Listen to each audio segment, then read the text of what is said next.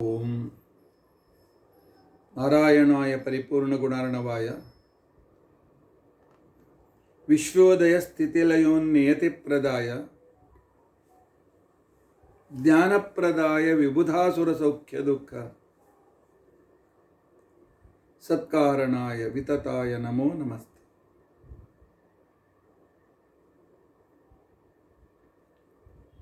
ಅಭ್ರಮಂ ಭಂಗರಹಿತಂ ಅಜಡಂ ವಿಮಲಂ ಸದಾ ಆನಂದ ತೀರ್ಥಮತುಲಂ ಭಜೆ ತಾಪತ್ರಯಾಪ.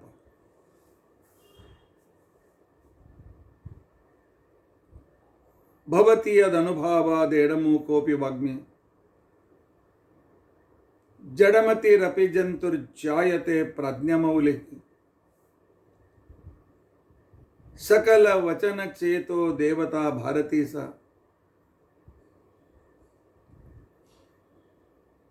ಮಮ ವಚಸಿ ನಿಧತ್ತಾಂ ಸನ್ನಿಧಿಂ ಮಾನಸೇ.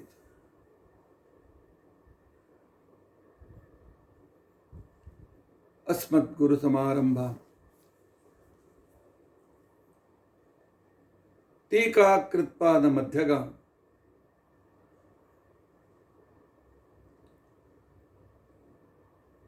ಶ್ರೀಮದಾಚಾರ್ಯ ಪರ್ಯಂತಾಂ ವಂದೇ ಗುರು ಪರಂಪರ.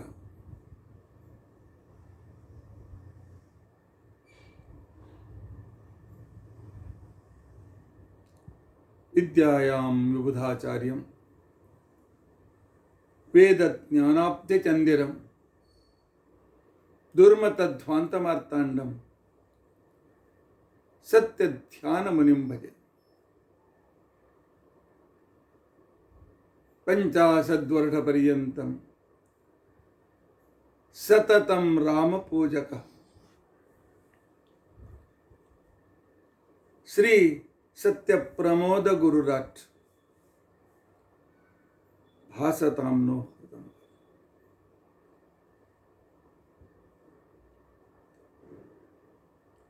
ಬಂಧುಸ್ತ್ವಂ ಗುರುರಿಷ್ಟದೈವತಮಿತಿ ತ್ವತ್ಪಾದ ಪಂಕೇರುಹಂ ಪ್ರಾಪ್ತಂ ಮಾಂ ಪರಿಪಾಲಯೇತಿ ಸತತಂ ಯಾಚೇ ನಿಬದ್ಧಾಂಜಲಿ.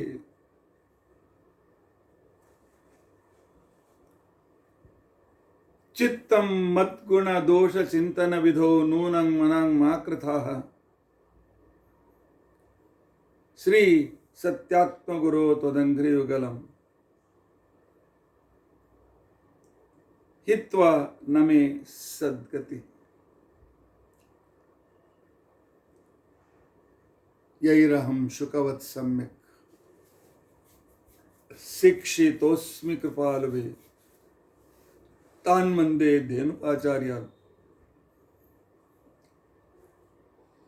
ತತ್ವಜ್ಞಾನಾರ್ಥ ಸಿದ್ಧೈ.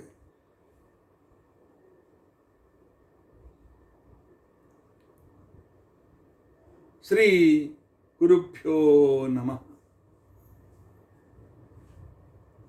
ಹರಿ ಓಂ ಹರಿ ಓಂ ಹರಿ ಓಂ. ಸ್ವಸ್ತಿಸ್ತು ಅಷೇಢ ಸನ್ಮಂಗಲಾನಿ ಸಂತು. ಶ್ಲೋಕೈಕ ಶ್ರವಣ ಪಠನ ಮಾತ್ರೇಣ ಮುಕ್ತುಶ್ಚ ಶ್ರೋತॄಣಾಂ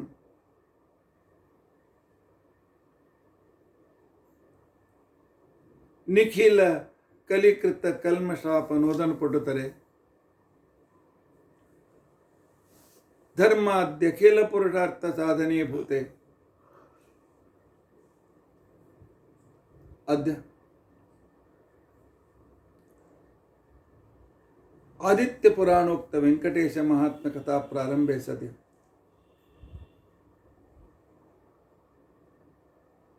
ಕಿಂಚಿತ್ ಪೂರ್ವಕಥಾನುವಾದ.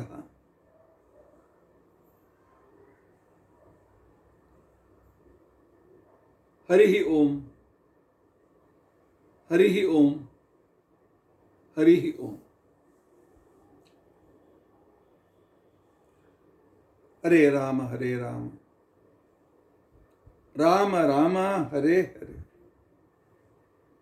ಹರೇ ಕೃಷ್ಣ ಹರೇ ಕೃಷ್ಣ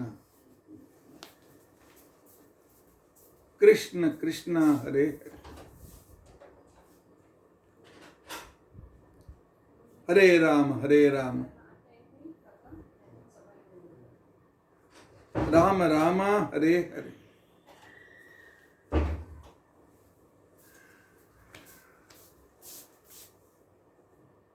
ಹರೇ ರಾಮ ಹರೇ ರಾಮ ರಾಮ ರಾಮ ಹರೇ ಹರೇ ಹರೇ ಕೃಷ್ಣ ಕೃಷ್ಣ ಕೃಷ್ಣ ಹರೇ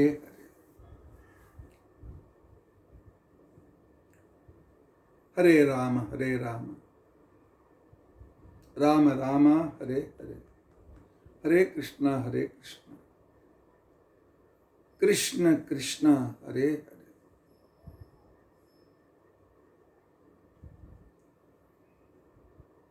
ಹರೇ ರಾಮ ರಾಮ ರಾಮ ಹರೇ ಹರೇ ಹರೇ ಕೃಷ್ಣ ಕೃಷ್ಣ ಕೃಷ್ಣ ಹರೇ ಹರೇ ಶ್ರೀ ಗುರುಭ್ಯೋ ನಮಃ.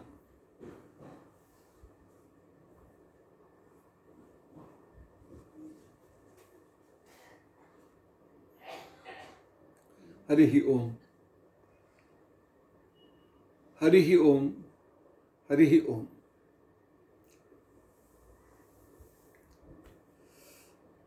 ಆದಿತ್ಯ ಪುರಾಣೋಕ್ತ ವೆಂಕಟೇಶ ಮಹಾತ್ಮೆಯ ಸಂದರ್ಭದಲ್ಲಿ ನಿನ್ನೆ ಪರಮಾತ್ಮನ ಪಾದದಿಂದ ಅವನ ತಲೆಗೂದಲಿನವರೆಗೆ ಕಿರೀಟದವರೆಗೆ ದೇವಶರ್ಮ ಬಹಳ ಸುಂದರವಾಗಿ ವರ್ಣನೆ ಮಾಡಿದ್ದಾನೆ. ಇದು ಕೇವಲ ಎದುರಿಗಿರ್ತಕ್ಕಂಥ ಆ ತಿರುಪತಿ ವೆಂಕಟೇಶನ ವರ್ಣನೆ ಅಷ್ಟೇ ಅಲ್ಲ, ಇದು ನಮ್ಮ ಬಿಂಬರೂಪನೂ ಕೂಡ ಅದೇ ರೀತಿ ಅಷ್ಟೇ ಸುಂದರನಾಗಿದ್ದಾನೆ. ನಮ್ಮ ಬಿಂಬರೂಪಿಯನ್ನು ಕಲ್ಪನೆ ಮಾಡುವಾಗ ನಿನ್ನಿನ ವರ್ಣನೆ ನೆನಪಿನ ಇಟ್ಟುಕೊಳ್ಳಿ. ನಿನ್ನಿನ ಪ್ರವಚನ ಒಂದು 2-3 ಸಲ ಕೇಳಿ.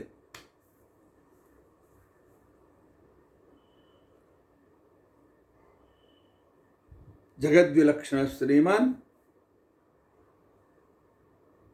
ಅದ್ಭುತವಾದ ಕಾಂತಿಯಿಂದ ಯುಕ್ತನಾದ ಶ್ರೀಹರಿ ಜಗದ್ವಿಲಕ್ಷಣನಾಗಿದ್ದಾನೆ. ಇವನು ಸಮಾನ ಯಾರೂ ಇಲ್ಲ.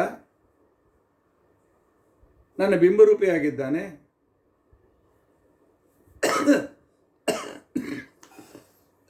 ಜ್ಞಾನಾನಂದ ಪರಿಪೂರ್ಣನಾಗಿದ್ದಾನೆ. ಅನಂತ ಸೂರ್ಯರಷ್ಟು ಅದ್ಭುತ ಪ್ರಕಾಶವುಳ್ಳವನಾಗಿದ್ದಾನೆ. ಅನಂತ ಚಂದ್ರರಷ್ಟು ತಂಪು ಕೂಡ ಆಗಿದ್ದಾನೆ.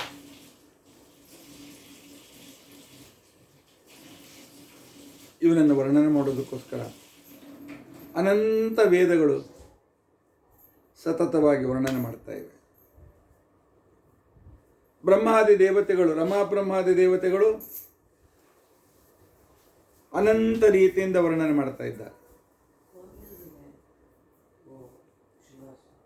ಆದರೂ ಇವನನ್ನು ಪೂರ್ತಿಯಾಗಿ ವರ್ಣನೆ ಮಾಡಲಿಕ್ಕೆ ಸಮರ್ಥರಾಗಿಲ್ಲ.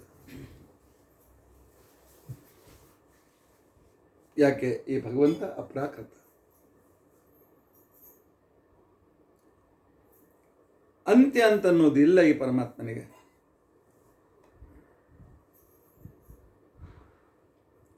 ಶ್ರೀದೇವಿ ಭೂದೇವಿಯನ್ನು ತೊಡೆ ಮೇಲೆ ಕೂಡಿಸಿಕೊಂಡು 2 ಕೈಗಳನ್ನು ಅವ್ರ ಬೆನ್ನ ಮೇಲೆ ಅವ್ರ ಸೊಂಟಕ್ಕೆ ಹಾಕಿದ್ದಾನೆ. ಅವರು ಕೂಡ ತಮ್ಮ ಎಡಗೈಯನ್ನು ಪರಮಾತ್ಮನ ಶ್ರೀದೇವಿ ಎಡಗೈಯನ್ನು, ಭೂದೇವಿ ಬಲಗೈಯನ್ನು ಪರಮಾತ್ಮನ ಸೊಂಟದಲ್ಲಿ ಹಾಕಿ ಗಟ್ಟಿಮುಟ್ಟು ಕೂತ್ಕೊಂಡಿದ್ದಾರೆ.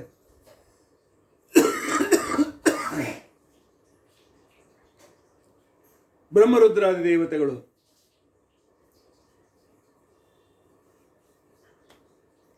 ಅವರನ್ನು ಸ್ತೋತ್ರ ಮಾಡ್ತಾ ಇದ್ದಾರೆ.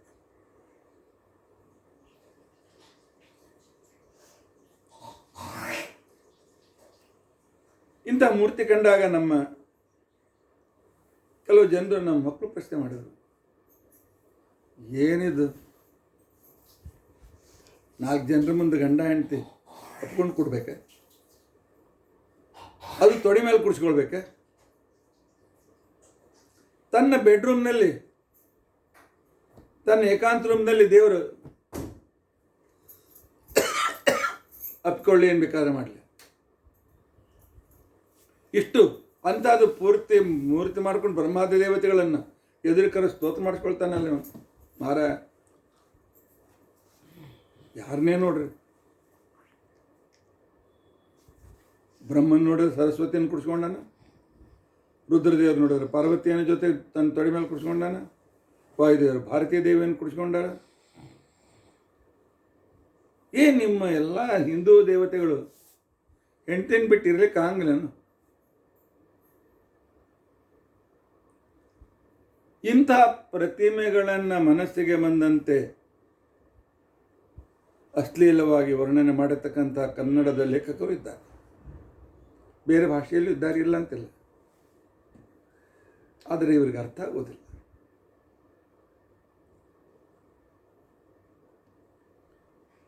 ಇವು ಸಾಂಕೇತಿಕ.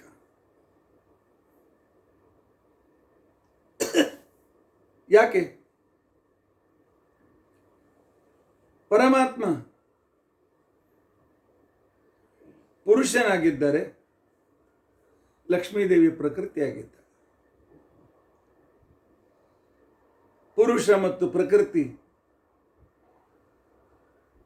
ಇದು ಜಗತ್ತಿಗೆ ಸೃಷ್ಟಿಯ ಆದಿಯನ್ನು ವ್ಯಕ್ತಪಡಿಸ್ತಕ್ಕಂಥ ಒಂದು ಸಂದರ್ಭ ಇದು.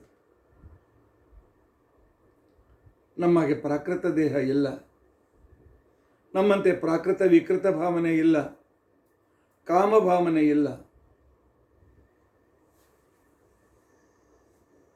ಜಗತ್ತಿಗೆ ಪುರುಷ ಪ್ರಕೃತಿಯರು ಜೊತೆಯಲ್ಲಿ ಸೇರಿದಾಗ ಸೃಷ್ಟಿಯಾದ ಅಷ್ಟಕರ್ತತ್ವಗಳಾಗ್ತವೆ ಅಂತ ಅನ್ನೋದನ್ನು ತೋರಿಸಿಕೊಡ್ತಾರೆ. ಬ್ರಹ್ಮ ಸರಸ್ವತಿ ವಾಯುಭಾರತಿ ಶಬ್ದ ಮತ್ತು ಅರ್ಥಗಳ ಸಂಕೇತ. ಶಬ್ದಗಳಿಲ್ಲದ ಅರ್ಥವಿಲ್ಲ, ಶಬ್ದಗಳಿಲ್ಲದೆ ಅರ್ಥದ ಅಸ್ತಿತ್ವ ಇಲ್ಲ, ಅರ್ಥವಿಲ್ಲದೆ ಶಬ್ದದ ಅರ್ಥ ಅಭಿವ್ಯಕ್ತವಾಗುವುದಿಲ್ಲ, ಶಬ್ದದ ಭಾವ ವ್ಯಕ್ತವಾಗುವುದಿಲ್ಲ. ಕಾಳಿದಾಸ ಹೇಳಿದಂತೆ ವಾಗರ್ಥಾವಿವ ಸಂಪೃಕ್ತೋ ವಾಗರ್ಥ ಪ್ರತಿಪತ್ತೆ. ಶಬ್ದ ಅರ್ಥ ಹೇಗೆ ಒಂದೊಂದಾಗಿ ಬಿಡುವುದಿಲ್ಲೋ ಅದೇ ರೀತಿಯಾಗಿ ಬ್ರಹ್ಮ ಮತ್ತು ಸರಸ್ವತಿ ಶಕ್ತಿಗಳು, ವಾಯು ಮತ್ತು ಭಾರತೀಯ ಶಕ್ತಿಗಳು, ಇವುಗಳು ಅದ್ಭುತವಾಗಿರತಕ್ಕಂತಹ ಒಂದು ಈ ಸೃಷ್ಟಿಯಲ್ಲಿರುವ ಅದ್ಭುತ ಕ್ರಿಯೆಗಳ ಸಂಕೇತವನ್ನು ನಮಗೆ ಕೊಡ್ತಾ ಇದ್ದಾರೆ.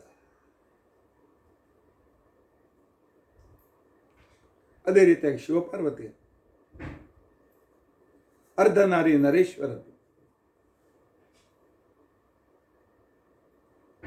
ಜಗತ್ತಿಗೆ ಮನಸ್ಸು ಮತ್ತು ಬುದ್ಧಿ ಎರಡು ಜೊತೆಗೆ ಬಿಟ್ಟು ಇರಲಿಕ್ಕೆ ಆಗೋದಿಲ್ಲ.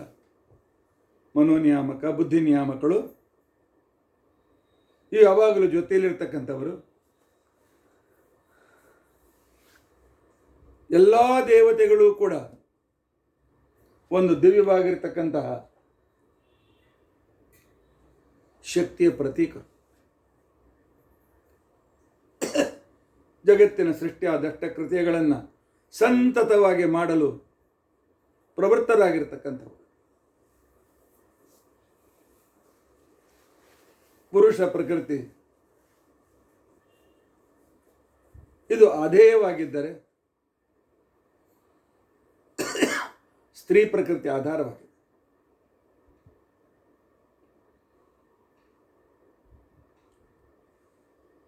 ಕೊಡುವುದನ್ನು ಸ್ವೀಕರಿಸಿದ್ದಕ್ಕೆ ಒಂದು ಅದ್ಭುತವಾದ ರೂಪವನ್ನು ಕೊಟ್ಟು ಅದನ್ನು ಸಮಾಜಕ್ಕೆ ಉಪಕಾರಕ್ಕಾಗಿ ಸಮರ್ಪಿಸಿ ಪರಮಾತ್ಮನ ಅದ್ಭುತ ಸೇವೆಯನ್ನು ಮಾಡೋದಕ್ಕೋಸ್ಕರ ಈ ಪ್ರಕೃತಿ ಪುರುಷರ ಒಂದು ವಿಶಿಷ್ಟವಾಗಿರ್ತಕ್ಕಂತಹ ವಿವರಣೆ ಈ ಪ್ರತಿಮೆಗಳಲ್ಲಿವೆ. ಅದೊಂದು ಪ್ರತ್ಯೇಕ ವಿಷಯ. ಅದರ ಬಗ್ಗೆ ಬಹಳ ತಂತ್ರಶಾಸ್ತ್ರವನ್ನು ಇಟ್ಟುಕೊಂಡು ಅಭ್ಯಾಸ ಮಾಡಿದರೆ ಅದರ ರಹಸ್ಯ ಗೊತ್ತಾಗ್ತದೆ. ಏಕೆ ಪುರುಷ ಪ್ರಕೃತಿ ಪುರುಷನಾಗಿರ್ತಕ್ಕಂಥ ಪರಮಾತ್ಮ ಸ್ವತಂತ್ರನಾಗಿದ್ದರೂ ಸಹ, ಸ್ವತಂತ್ರನಾಗಿಯೂ ಸೃಷ್ಟಿ ಮಾಡಲು ಸಮರ್ಥನಾಗಿದ್ದರೂ ಕೂಡ ತನ್ನನ್ನೇ ಆಶ್ರಯಿಸಿದ, ತನ್ನನ್ನೇ ಅವಲಂಬಿಸಿದ, ತನಗಾಗಿ ಸರ್ವಸ್ವವನ್ನು ಸಮರ್ಪಿಸಿದ ಆ ಪ್ರಕೃತಿಗೆ ಅವಕಾಶ ಕೊಡುವುದಕ್ಕೋಸ್ಕರ, ಅವಳು ಸೇವೆ ಮಾಡಲಿಕ್ಕೆ ಅನುಕೂಲ ಮಾಡಿಕೊಡೋದಕ್ಕೋಸ್ಕರ ಪರಮಾತ್ಮ ಅವಳನ್ನು ಸ್ವೀಕಾರ ಮಾಡಿದ್ದಾನೆ ಹೊರತು ಕಾಮದಿಂದ ಸ್ವೀಕರಿಸಲಿಲ್ಲ.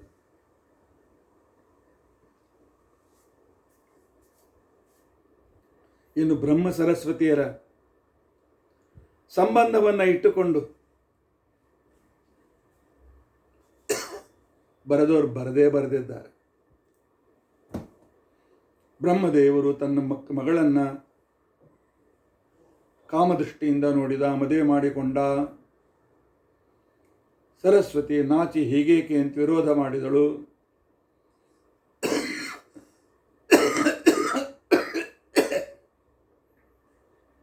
ಹಾಗೆ ಹೀಗೆ ಏನೇನು ಬರೆದಿದ್ದ. ಹೌದು, ಲೇಖಕರಿಗೆ ಮನಸ್ಸಿನಲ್ಲಿ ಕಾಮ ಇದೆ, ಲೇಖಕ ಮನಸ್ಸಿನಲ್ಲಿ ವಿಕೃತ ಭಾವನೆ ಇದೆ.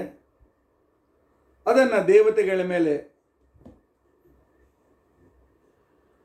ಆರೋಪ ಮಾಡಿ ತಾವು ಮನಸ್ಸಿಗೆ ಬಂದಂತ ಬರೆದಿದ್ದ. ನಮ್ಮಲ್ಲಿ ಒಬ್ಬ ಆಗಿ ಹೋದ್ರು, ಶಂಭಾ ಜೋಶಿ ಅಂತ ತಿಳ್ಕೊಂಡಂತೆ. ಕನ್ನಡದ ಶಬ್ದಶಾಸ್ತ್ರದ, ಕನ್ನಡದ ವ್ಯಾಕರಣದ ಅದ್ಭುತ ಜ್ಞಾತ. ಭೇಟಿಯಾಗಿದ್ದೆ ನಾನು, ಇನ್ನೂ ಆಗ ಸಣ್ಣವನಿದ್ದೆ, ಭೇಟಿಯಾಗಿದ್ದೆ. ಆದರೆ ಅವರ ವಿಕೃತ ದೃಷ್ಟಿ, ಪರಮಾತ್ಮನ ಆ ಸರ್ಪ ಶಯನಕ್ಕೂ ಕೂಡ ಅಲ್ಲಿ ಕಾಮದ ಅರ್ಥವನ್ನು ಹಚ್ಚಿರ್ತಕ್ಕಂಥ ಮಹಾನ್ ಭಾವರು, ಅಂದರೆ ವಿಕೃತ ಮನೋಭಾವನೆ ಇರತಕ್ಕಂಥ. ಅರೆ, ದೇವರಲ್ಲಿ, ದೇವತೆಗಳಲ್ಲಿ ಕಾಮವನ್ನು ಕಾಣ್ತಕ್ಕಂಥ ನೀವು, ಕಾಮ ಇದು ಪ್ರಾಕೃತ ವಸ್ತುವಿನಲ್ಲಿರ್ತಕ್ಕಂಥ ಒಂದು ವಿಕೃತ ಭಾವನೆ ಹೊರತು ಅಪ್ರಾಕೃತ ವಸ್ತುವಿನಲ್ಲಿರ್ತಕ್ಕಂಥದ್ದಲ್ಲ. ಲಕ್ಷ್ಮೀನಾರಾಯಣರು ಅಪ್ರಾಕೃತ. ಬ್ರಹ್ಮ ಸರಸ್ವತಿಯರು ಪ್ರಾಕೃತರಾಗಿದ್ದರೂ ಕೂಡ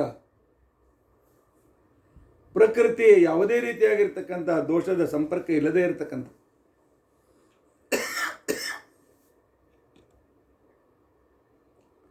ಬ್ರಹ್ಮದೇವರು ಸರಸ್ವತಿಯನ್ನು ಸೃಷ್ಟಿ ಮಾಡಿದರು ಅಂದರೆ ಮಗಳಾದಳು, ಮಗಳನ್ನು ಮದುವೆ ಆದರು.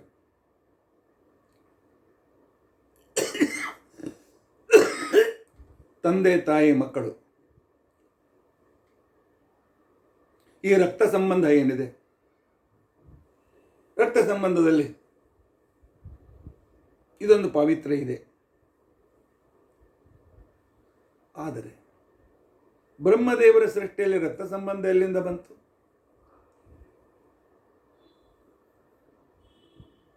ಬ್ರಹ್ಮದೇವರು ಪರಮಾತ್ಮನು ಮಾಡಿದ ಸೃಷ್ಟಿಯಲ್ಲಿ ಗಂಡ ಹೆಂಡತಿ ಸಂಬಂಧ ಎಲ್ಲಿಂದ ಬಂತು?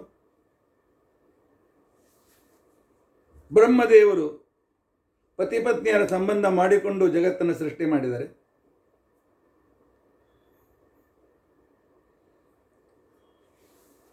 ಬ್ರಹ್ಮದೇವರ ಶರೀರವೇ ಒಂದು ಸೃಷ್ಟಿಯ ಪುಂಜ. ಅವರ ಸೃಷ್ಟಿ ಮಾನಸಿಕ ಸಂಕಲ್ಪ ಸೃಷ್ಟಿ, ಮೈಥುನ ಸೃಷ್ಟಿ ಅಲ್ಲ, ದೇಹ ಸಂಬಂಧದ ಸೃಷ್ಟಿ ಅಲ್ಲ, ಶುಕ್ಲ ಶೋಣಿತ ಸಂಪರ್ಕದ ಸೃಷ್ಟಿ ಅಲ್ಲ.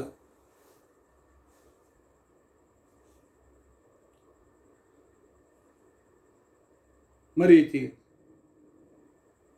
ಪುಲಹ, ಪುಲಸ್ತ್ಯ, ಅತ್ರಿ ಇತ್ಯಾದಿಗಳನ್ನೇನು ಸೃಷ್ಟಿ ಮಾಡಿದರು, ಮನಸ್ಸಿನಿಂದ ಸೃಷ್ಟಿ ಮಾಡಿದರು. ಆನಂತರ ಜಗತ್ತಿನಲ್ಲಿ ಗಂಡು ಹೆಣ್ಣು ಬೇಕು ಅಂತ ಅನ್ನೋದನ್ನು ತೋರಿಸುವುದಕ್ಕೋಸ್ಕರ ಮನಸ್ಸಿನಿಂದ ಸಂಕಲ್ಪ ಮಾಡಿದರು. ನನಗೊಬ್ಬಳು ಹೆಂಡತಿ ಅನ್ನಿಸ್ತಕ್ಕಂಥ ಒಬ್ಬ ವ್ಯಕ್ತಿ ಸೃಷ್ಟಿಯಾಗಲಿ, ಸರಸ್ವತಿ ಸೃಷ್ಟಳಾಗಲಿ. ನಿಹಾರ ರೂಪದಿಂದ ಅಭಿವ್ಯಕ್ತಳಾದಲು ಅಂತಿಕೊಂಡಂತೆ ಪುರಾಣಗಳಲ್ಲಿ ವರ್ಣನೆ ಬರ್ತದೆ. ತಾಯಿಯ ಹೊಟ್ಟೆಯಿಂದ ಬ್ರಹ್ಮದೇವರು ಯಾರ್ದೋ ಜೊತೆಗೆ ಸಂಬಂಧ ಮಾಡಿದರು. ಆ ನಂತರ ಅವಳ ಹೊಟ್ಟೆಯಿಂದ ಹುಟ್ಟಿ ಬಂದಳು ಸರಸ್ವತಿ. ಪ್ರಮಾಣ ಇದೆಯಾ ನಿಮ್ಮ ಹತ್ರ? ಇಲ್ಲ ಅಲ್ಲ. ನನಗೆ ಒಬ್ಬ ಹೆಣ್ಣು ಬೇಕು ಅಂತ ತಿಳ್ಕೊಂಡಂತ ನಾನು ಸೃಷ್ಟಿ ಮಾಡಿದ್ದಾರೆ. ಆಕೆ ನನ್ನ ಮಗಳಾದ್ಲ. ನನ್ನ ಸಂಕಲ್ಪ ನನಗೊಬ್ಬಳು ಹೆಂಡತಿ ಬೇಕು ಅಂತನೋ ಸಂಕಲ್ಪ. ಮಗಳು ಮಗ ಸಂಬಂಧ,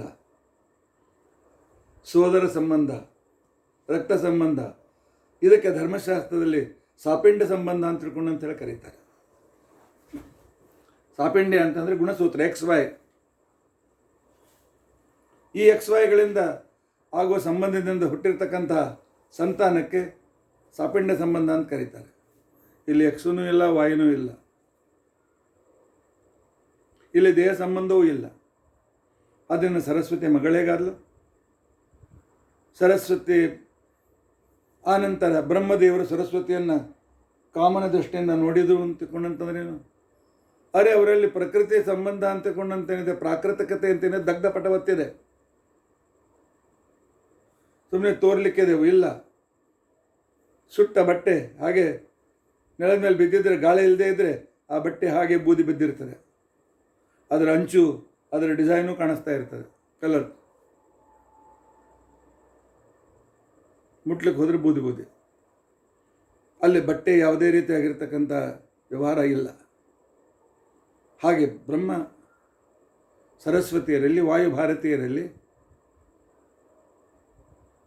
ಸತ್ವರಜಸ್ತಮೋ ಗುಣಗಳ ಸಂಬಂಧ ದಗ್ಧಪಟವತ್ತಿದೆ. ಸುಟ್ಟ ಬಟ್ಟೆಯಂತೆ ಇದೆ.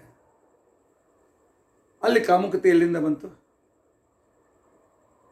ಹೋಗಲಿ, ಸರಸ್ವತಿ ಹೊಟ್ಟೆಯಿಂದ ಹುಟ್ಟಿದವರು ಎಷ್ಟು ಜನ? ಸರಸ್ವತಿ ಕೇಳಿ ಹೆಂಡತಿಯಾಗಿದ್ಲ ಅಷ್ಟೆ.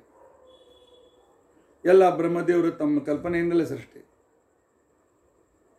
ಬ್ರಹ್ಮದೇವರು ಹುಟ್ಟಿದ್ದೇನೆ ಲಕ್ಷ್ಮೀ ಸಂಬಂಧದಿಂದ ಅಲ್ಲ, ಪರಮಾತ್ಮ ನಾಭಿಯಿಂದ.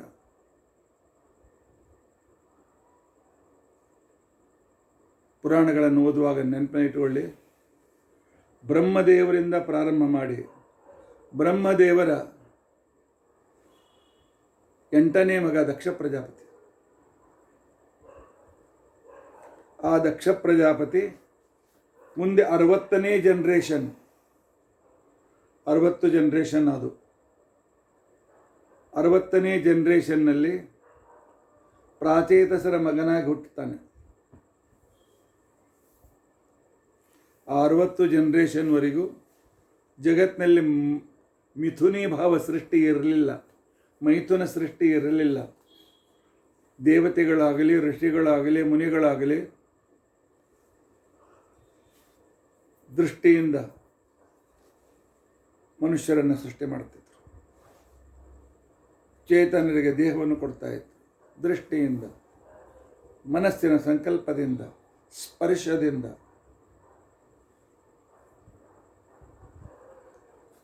ಕಲ್ಪಕತೆಯಿಂದ, ಸಂಕಲ್ಪದಿಂದ.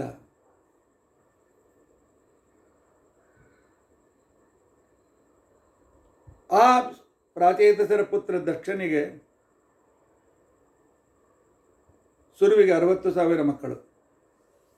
ಯಾವ ಹೆಣ್ಮಗಳಿದ್ದಾಳೆ 60,000 ಹೊಟ್ಟೆಯಿಂದ ಹಿಡಿಯತಕ್ಕಂಥವಳು? 60,000 ಸಂಖ್ಯೆ ನಿಮಗೆ ಬೇಕು, ಆದರೆ ಅದು ಹೇಗೆ ಹುಟ್ಟಿತು ಅಂತ ಅನ್ನೋದು ಬೇಕಾಗಿಲ್ಲಲ್ಲ ಆಧುನಿಕ ವಿಮರ್ಶಕರಿಗೆ. ಹರಿಯೇಶ್ವರು ಅಂತ ಹೆಸರಿಟ್ಟ.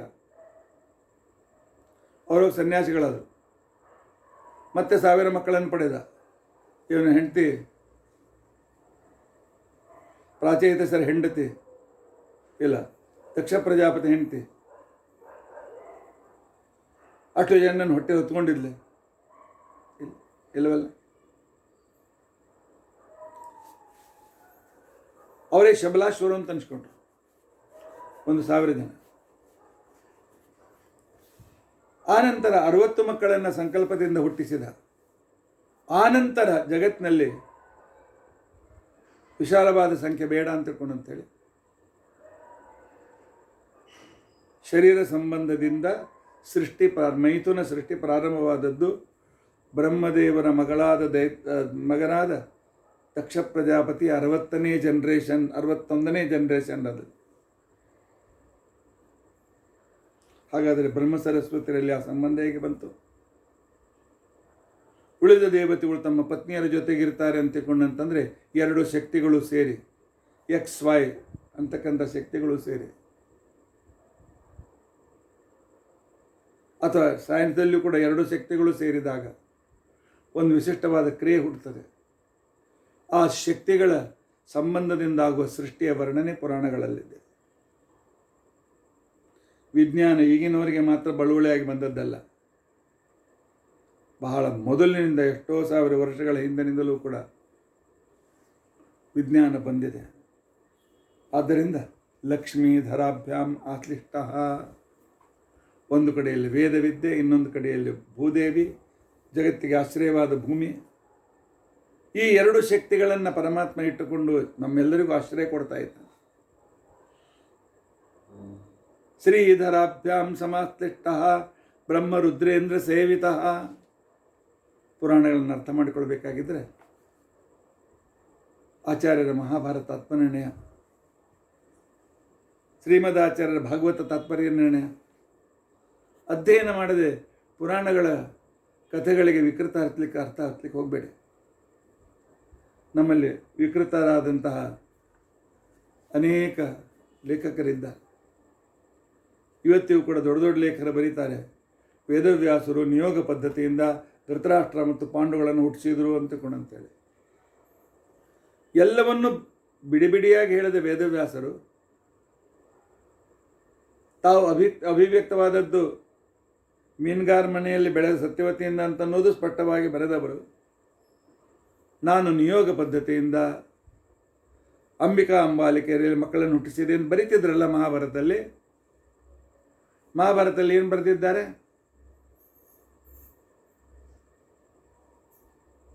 ನೆನೆಸಿದಾಗ ಬರ್ತೇನೆ ಅಂತೇಳಿ ಪರಾಶರರಿಗೂ ಹಾಗೂ ಸತ್ಯವತಿಗೂ ವಚನವನ್ನು ಕೊಟ್ಟಿರತಕ್ಕಂಥ ವೇದವ್ಯಾಸ ದೇವರು ಸತ್ಯವತಿ ನೆನೆಸಿದಾಗ ಬಂದಿದ್ದಾರೆ. ಚಿತ್ರಾಂಗದ ಮೃತನಾಗಿದ್ದಾನೆ. ಅವನ ವಿದ್ಯೆ 2 ವಿಧವೆಯರು ಹೆಣ್ಣುಮಕ್ಕಳು ಅಂಬಿಕಾ ಅಂಬಾಲಿಕ. ಕುರುವಂಶ ನಿಲ್ಲಬಾರ್ದು.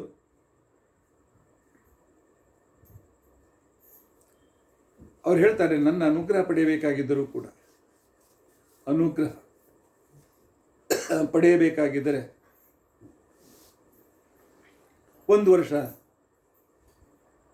ಅವರು ವಿಷ್ಣು ಪಂಚಕ ವ್ರತವನ್ನು ಮಾಡಲಿ ಅಂತೇಳಿ.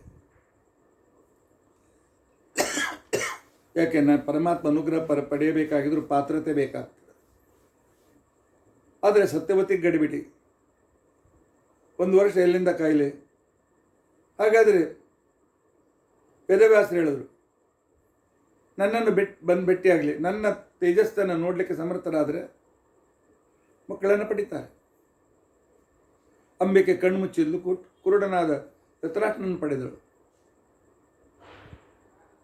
ಅಂಬ್ಯಾಲಕ ಕೈಯನ್ನು ಬೆಳಗ್ಗೆ ಮಾಡಿದ್ಲು. ಆದ್ದರಿಂದ ಬಿಳಿ ಚರ್ಮದಿಂದ ಯುಕ್ತವಾದ, ಭಾಳ ಜನರಿಗೆ ತಪ್ಪು ಕಲ್ಪನೆ ಇದೆ, ಪಾಂಡು ರೋಗ ಇತ್ತು ಅವನಿಗೆ. ಆನಂತರ ನಮ್ಮ ಭೈರಪ್ಪನವರ ಕಲ್ಪನೆ ಬೇರೆ ಇದೆ. ಯಾವುದೋ ಒಂದು ವಿಚಿತ್ರ ರೋಗ, ಅವನು ಹೆಂಡತಿ ಜೊತೆಗೆ ಇದ್ದಾಕ್ಷಣಕ್ಕೆ ಸತ್ತೋಗ್ಬಿಡ್ತಿದ್ದ ಅಂತ ಏನೇನೋ ಕಲ್ಪನೆ ಮಾಡಿ ಬರೆದಿದ್ದಾರೆ. ಕಲ್ಪನೆಗೆ ರೆಕ್ಕೆ ಪುಕ್ಕಗಳು ಇರುವುದಿಲ್ಲ. ಕೃತ್ರಿಮ ರೆಕ್ಕೆ ಪುಕ್ಕಗಳನ್ನು ಎಷ್ಟು ಹಾರಿದರೂ ಕೂಡ ಒರಿಜಿನಲನ್ನು ಬದಿಗೆ ಸರಿಸಲಿಕ್ಕೆ ಆಗೋದಿಲ್ಲ.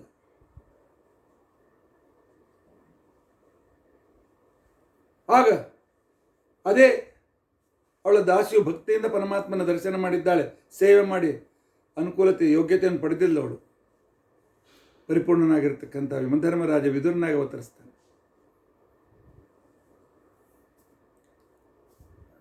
ಆದರೆ ಎಲ್ಲ ಆಧುನಿಕ ಲೇಖಕರು ರವೀಂದ್ರನಾಥ್ ಟ್ಯಾಗೋರಿಂದ ಹಿಡಿದುಕೊಂಡು ಇಲ್ಲಿಯವರೆಗೆ ನಿಯೋಗ ಪದ್ಧತಿಯಿಂದ ಹುಟ್ಟಿರ್ತಕ್ಕಂಥವ್ರು. ಕುಂತಿ ನಿಯೋಗ ಪದ್ಧತಿಯಿಂದ ಮಕ್ಕಳನ್ನು ಪಡೆಯಲು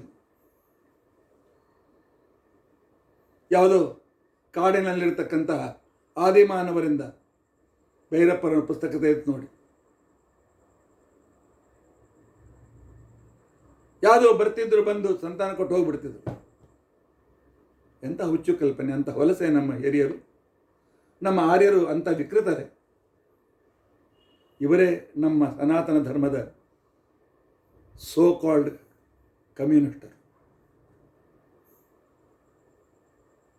ಆಧುನಿಕತೆ ಹೆಸರಿನಲ್ಲಿ ವೈಜ್ಞಾನಿಕ ವಿಮರ್ಶಕ್ಕೆ ಅಂತಿಕೊಂಡಂತನ್ನುವ ಆ ಮುಖವಾಡವನ್ನು ಹಾಕಿಕೊಂಡು ನಮ್ಮ ಸನಾತನ ಧರ್ಮವನ್ನು ಅರ್ಥ ಮಾಡಿಕೊಳ್ಳದೇ ಇರತಕ್ಕಂಥ ವ್ಯಕ್ತಿಗಳಿವರು. ಹೌದು, ನಮ್ಮಲ್ಲಿ ಮಕ್ಕಳಾಗದವರು ರಾಘವೇಂದ್ರ ಸ್ವಾಮಿಗಳ ವೃಂದಾವನಕ್ಕೆ ಪ್ರದಕ್ಷಿಣೆ ಹಾಕಿ, ರಘುತ್ತಮ ಶ್ರೀಪಾದಂಗಳ ವೃಂದಾವನಕ್ಕೆ ಪ್ರದಕ್ಷಿಣೆ ಹಾಕಿ ಅವರ ಅನುಗ್ರಹದಿಂದ ಮಕ್ಕಳನ್ನು ಪಡೀತಾರೆ. ಹಾಗಾದರೆ ಅಲ್ಲಿಯೂ ಕೂಡ ಇದೇ ಸಂಬಂಧವನ್ನು ಮಾಡುವ ಕಲ್ಪನೆ, ರೌರವ ನರಕದ ಅಂದಂತಮಸ್ಸಿನ ಕಲ್ಪನೆ ಮಾಡ್ತೀರಾ?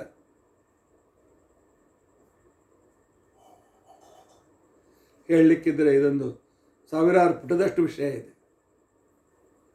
ತಾತ್ಪರ್ಯ ನೋಡದೆ, ಭಾಗವತ ತಾತ್ಪರ್ಯ ನೋಡದೆ, ಪುರಾಣಕ್ಕೆ ಕೈ ಹಚ್ಚಬೇಡಿ ಅಂತೇಳಿ ಅವತ್ತೇ ಪುರಾಣ ಮಹಾಭಾರತ ನಿಮಗೆ ತಿಳಿಯಬೇಕಾಗಿದ್ದರೆ ನನ್ನ ಗ್ರಂಥ ಓದಿ ಅಂತ ಮಧ್ವಾಚಾರ್ಯ ಆರ್ಡರ್ ಮಾಡಿದ್ದಾರೆ.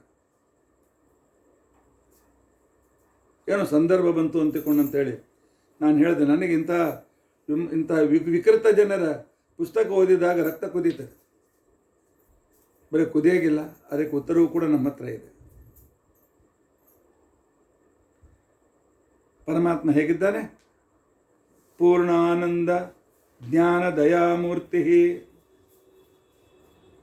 ಆನಂದವೇ ಮೂರ್ತಿಮತ್ತಾಗಿ ಬಂದಿರತಕ್ಕಂಥವನು ಸರಿಯಿದೆ. ಪ್ರಾಕೃತ ದೇಹ ಇಲ್ಲ, ಜ್ಞಾನವೇ ಮೂರ್ತಿಯಾಗಿ ಬಂದಿರತಕ್ಕಂಥ ವ್ಯಕ್ತಿ, ದಯೆಯ ಮೂರ್ತಿಯನ್ನು ರೂಪವನ್ನು ಧರಿಸಿ ಬಂದಿದೆಯೇನೋ ಎಂಬಂತೆ ಇರತಕ್ಕಂಥ ವ್ಯಕ್ತಿ, ಆನಂದಪೂರ್ಣನಾಗಿ ಜ್ಞಾನಪೂರ್ಣನಾಗಿ ಭಕ್ತರ ಮೇಲೆ ದಯೆಯನ್ನು ಮಾಡತಕ್ಕಂಥ ಸ್ವಾಭಾವಿಕ ಸ್ವಭಾವವನ್ನು ಇರತಕ್ಕಂಥ ಪರಮಾತ್ಮ ಭಗವಂತ ವೆಂಕಟೇಶ ಶ್ರೀನಿವಾಸ, ನೀನು ಪರಮ ಮಂಗಲನು. ಪರಮ ಮಂಗಲ ಮಂಗಲ ಮಂಗಲಾಂಗ. ನಿನ್ನ ಅವಯವಗಳಲ್ಲೂ ಕೂಡ ಮಂಗಲ. ಏನಪ್ಪ ಇದು ಮಂಗಲ ಮಂಗಲ? ಈ ಮಂಗ ಎಲ್ಲಿಂದ ಬಂತು? ಮಂಗಲ ಅಂದರೆ ಮಂಗಲ ಅಲ್ಲ, ಮಂಗಲ. ಇವತ್ತು ಮಂಗಳ ಇದ್ದಾರೆ ಅಂತ ಸಮಾಪ್ತಿ ಅಂತ ಕೊಂಡಿದ್ದಾರೆ. ಸಮಾಪ್ತಿಯೂ ಅಲ್ಲ.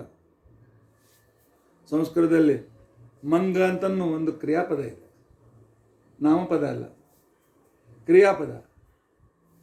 ಮಂಗಿ ಆನಂದೆ ಪೂರ್ಣಾನಂದೆ ಅಂತೇಳಿ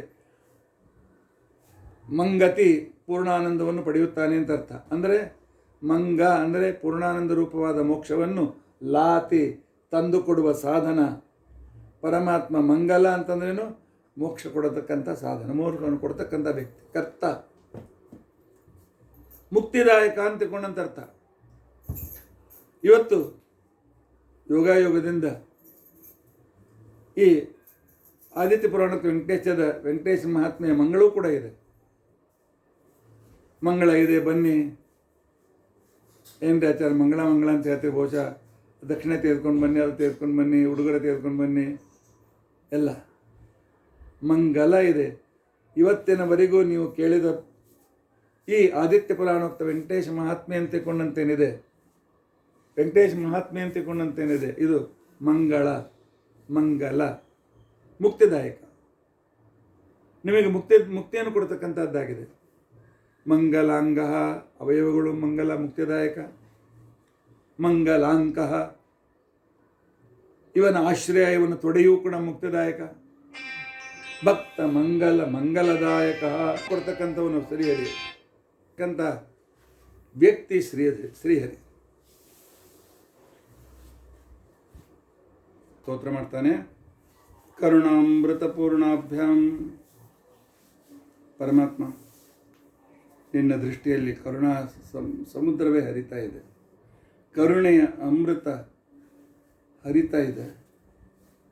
ಇಂಥ ಕರುಣಾಮೃತದಿಂದ ತುಂಬಿದ ಕಣ್ಣುಗಳಿಂದ ನನ್ನ ಹತ್ರ ನೋಡಲ, ನನ್ನ ಕಡೆ ಒಂದ್ಸಲ ದೃಷ್ಟಿ ಹಾಕಪ್ಪ ಪರಮಾತ್ಮ.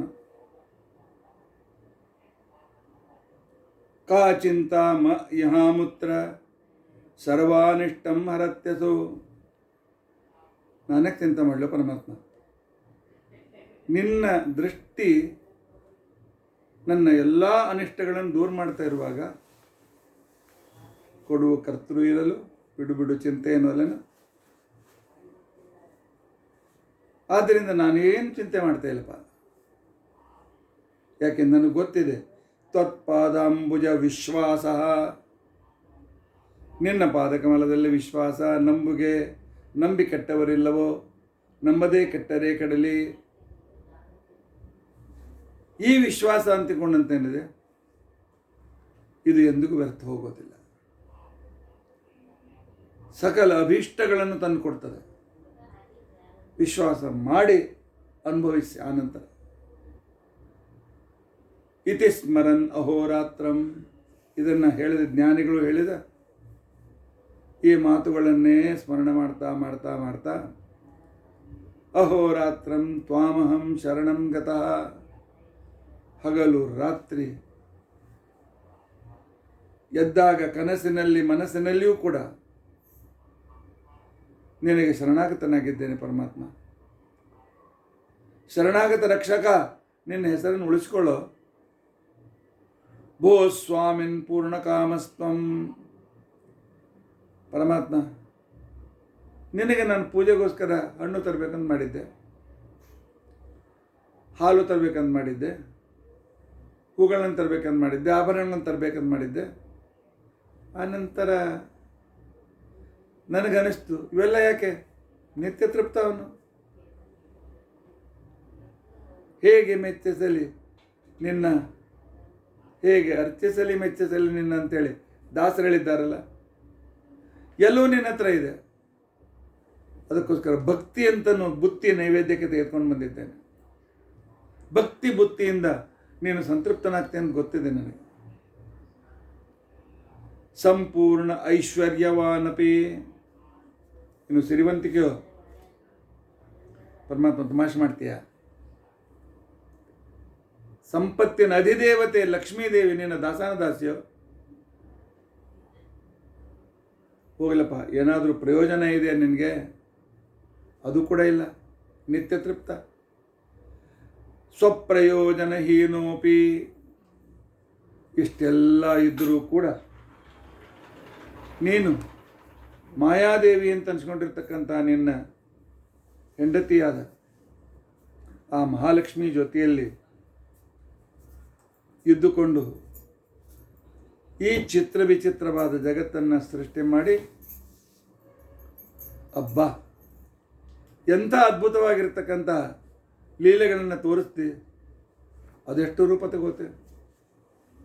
ಮತ್ಸ್ಯಾಂತಿ, ಕೂರ್ಮಾಂತಿ, ವರಾಹ, ನಾರಸಿಂಹ, ಕೇಶವ, ನಾರಾಯಣ, ಮಾಧವ, ಗೋವಿಂದ. ಆ ನಂತರ ಮತ್ಸ್ಯಕೂರ್ಮಾದಿ ಅನೇಕ ರೂಪಗಳು, ವಿಶ್ವಂ ಷಟ್ಕಾರಾದಿ 1000 ರೂಪಗಳು, ವಿಶ್ವ ತೈಜಸ ಪ್ರಾಜ್ಞಾ ಇತ್ಯಾದಿ ಅನೇಕ ರೂಪಗಳು. ಹುಚ್ಚರು ನಿನ್ನನ್ನು ಇಷ್ಟು ಬೇರೆ ಬೇರೆ ಅಂತ ತಿಳ್ಕೊಳ್ತಾರೆ. ಎಲ್ಲವೂ ನೀನೆ. ಆಯಾ ಭಕ್ತರ ಉದ್ಧರಿಸೋಕ್ಕೋಸ್ಕರ ವಿಶಿಷ್ಟ ರೂಪ ತೆಗೆದುಕೊಂಡು ಬರ್ತೀಯ ಪರಮಾತ್ಮ ನೀನು. ಅಂಥ ಅದ್ಭುತ ಕರುಣಾ ಸಮುದ್ರ ನೀನು. ನೀನು ಜಗತ್ತಿಗೆ ಬರುವುದು, ನೀನು ಅವತರಿಸುವುದು ಲೋಕೋಪಕರಣಾಯೈವ, ಲೋಕದ ಜನರ ಮೇಲೆ ಉಪಕಾರ ಮಾಡೋದಕ್ಕೋಸ್ಕರವೇ ನೀನು ಅವತರಿಸುತ್ತೆ, ನನಗೆ ಗೊತ್ತಿದೆ. ಆದರೆ ಯಾರೂ ಮಾಡದೇ ಇದ್ದ ಕೆಲಸ ಮಾಡುವ ಅದ್ಭುತ ಸಾಮರ್ಥ್ಯವುಳ್ಳವನು ನೀನು ಪರಮಾತ್ಮ. ಬಹುಭದ್ರುಧ್ಯರಣೆ ಸೇತೋ ಅನಾಯಾಸೇನ ಕಲ್ಪನಂ, ಪರಮಾತ್ಮ ಅಸಂಖ್ಯ ಭಕ್ತರನ್ನು ಉದ್ಧಾರ ಮಾಡೋದಕ್ಕೋಸ್ಕರ ನೀನು, ಅಥವಾ ಸಂಸಾರ ಸಾಗರಕ್ಕೆ ಸೇತುವೆಯಂತೆ ಇರತಕ್ಕಂಥ ನೀನು ಅನಾಯಾಸವಾಗಿ ನಮ್ಮನ್ನು ಸಂಸಾರ ಸಾಗರದಿಂದ ಉದ್ಧಾರ ಮಾಡಿಬಿಡ್ತೀನಿ. ನೀನು ರಚಿಸಿದ ಬ್ರಹ್ಮಾಂಡ ಅದ್ಭುತವಾಗಿದೆ. ಸ್ಥೂಲ ಅಂದರೆ ಸ್ಥೂಲ ಆಗಿದೆ, ನಿನ್ನ ದೃಷ್ಟಿಯಲ್ಲಿ ಅಣು ಅಂದರೆ ಅಣು ಆಗಿದೆ. ಇಷ್ಟೆಲ್ಲ ಒಬ್ಬ ಮೂರ್ತಿ, ಗಣಪತಿ ಮೂರ್ತಿ ಮಾಡಬೇಕಾದ್ರೆ 15 ದಿವಸ ತೆಗೆದುಕೊಳ್ತಾನೆ. ಒಮ್ಮೆ ಸ್ವಲ್ಪ ಮಾಡ್ತಾನೆ, ಒಣಗಿಸ್ತಾನೆ, ಮತ್ತೆ ಜೋಡಿಸ್ತಾನೆ, ಒಣಗಿಸ್ತಾನೆ, ಮತ್ತೆ ಪೂರ್ತಿ ಒಣಗಿಸ್ತಾನೆ, ಮತ್ತೇನು ಮಣ್ಣು ಹಚ್ಚಿಡ್ತಾನೆ. ಇಂಥ ಅದ್ಭುತ ಜಗತ್ತನ್ನು ಸೃಷ್ಟಿ ಮಾಡಬೇಕಾಗಿದ್ದರೆ ನಿನಗೆ ಎಷ್ಟು ವೇಳೆ ಬೇಕು? ಪರಮಾತ್ಮ ನೀ ಹೇಳಿದ ಮಾತನ್ನು ಹೇಳ್ತಾನೆ, ಒಂದು ಚುಟಿಕೆ ಸಾಕು. ಪರಮಾತ್ಮ ಸೃಷ್ಟಿ ಆಗಲಿ ಅಂದಾಗ ಆಗ್ಬಿಡ್ತದೆ ಜಗತ್ತು. ಕ್ಷಣೇನೋತ್ಪಾದಿತಂ ತ್ವಯಿ ಕ್ವಹಸಿ ತ್ವಂ ಉಪಾಯೇನ. ನಿನ್ನ ಹೊಟ್ಟೆ ಭಾಳ ಮೆತ್ತಗ ಒಳಗೋಗಿದೆ, ಆದರೆ ಬ್ರಹ್ಮಾಂಡವನ್ನು ಧರಣ ಮಾಡ್ತೀವಿ ಸುಲಭ ಅನಾಯಾಸೇನ. ಪಾಪ ಹೆಣ್ಮಕ್ಳು 5-6 ತಿಂಗಳಾದ ಕ್ಷಣಕ್ಕೆ ನಡೆದಾಡ್ಲಿಕ್ಕೆ ತ್ರಾಸಾಗ್ತಾರೆ. 9 ತಿಂಗಳು ತುಂಬಿದಾಗಂತೂ ಕೂತ್ಕೊಳ್ಳೋಕ್ಕಾಗಲ್ಲ, ಮಗಲಾಗ್ಲಿಕ್ಕಾಗೋದಿಲ್ಲ, ಏನೇನೋ ಪಾಪ ಕಷ್ಟಪಡ್ತಾ ಇರ್ತಾರೆ. ಬ್ರಹ್ಮಾಂಡವನ್ನು ಹೊಟ್ಟೆ ಇಟ್ಟುಕೊಂಡಿರ್ತಕ್ಕಂಥ ನಿನಗೆ ಎಷ್ಟು ಕಷ್ಟ ಇದೆಯೋ, ನಿನ್ನ ಹೊಟ್ಟೆನೇ ಮುಂದೆ ಬಂದಿಲ್ಲ. ಮೃದುದರೆ ಇನ್ನೂ ಮೃದುವಾಗಿ ಮೆತ್ತಗಾಗಿ ಮಡಿಕೆಯಾಗಿ ಕಾಣಿಸ್ತಕ್ಕಂಥ ನಿನ್ನ ಹೊಟ್ಟೆ, ಅದರಲ್ಲಿ ಬ್ರಹ್ಮಾಂಡವನ್ನೇ ಧಾರಣ ಮಾಡಿದ್ದೆ ಪರಮಾತ್ಮ.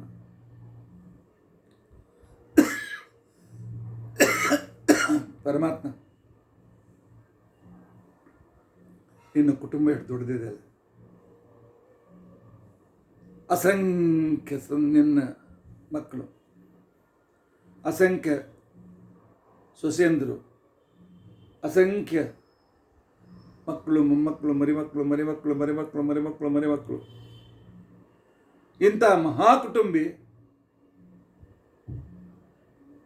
ಸುಲಭವಾಗಿ ಇಷ್ಟೆಲ್ಲ ಸಂಸಾರದ ಜವಾಬ್ದಾರಿಯನ್ನು ಹೊತ್ಕೊಂಡಿದ್ದೆ. ಕರುಣೆಯ ಸಮುದ್ರನೇ ಮಮ ತ್ವದೀಯಸ್ಯ ಸುಸೂಕ್ಷ್ಮಲೇಶ ಲವಸ್ಯ ಕರಣಂ ಕ್ರಿಯೇತ. ಹೇ ದೇವಶರ್ಮ, ಉದ್ಧಾರ ಮಾಡಿ ಕೈಗೆ ದಣದು ಹೋಗಿದ್ದೆವು. ಇನ್ನೇನಪ್ಪ ಯಾರು ಉದ್ಧಾರ ಮಾಡೋದು ನಿಂದಿಸ್ಬಿಟ್ಟೀನಿ ಅಂತಂದು ಅಂದಿದ್ದೀಯ. ಪರಮಾತ್ಮ ನಿನ್ನ ಶಕ್ತಿಯ 1 ಅಬ್ಜ ಅಂಶದ ಅದರ